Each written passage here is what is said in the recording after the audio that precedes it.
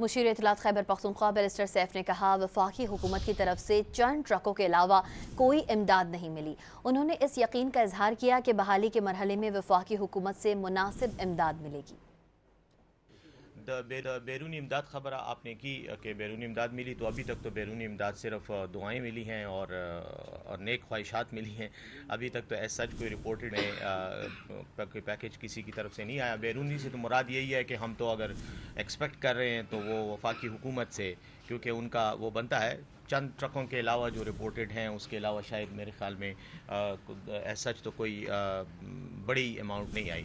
اور یا وہ وزیر اعظم صاحب نے دورہ کیا تھا، انہوں نے نہیں ابھی تک صرف آفر ہی ہے، ابھی تک کوئی ایس سچ کوئی عملی طور پر نہیں آیا۔ اور میرے خیال میں ہمیں شاید جیسے وزیر اعلیٰ صاحب نے خود کہا تھا کہ ہمیں ضرورت بھی نہیں ہے، ہمارے پاس وسائل ہیں اور ہم کر رہے ہیں، لیکن ریہیبلیٹیشن فیز میں چونکہ انفراسٹرکچر کا ڈیمیج ہوا، اس میں یقیناً وفاقی حکومت کی ذمہ داری بنتی ہے کہ وہ اس کو فوری طور پہ کرے۔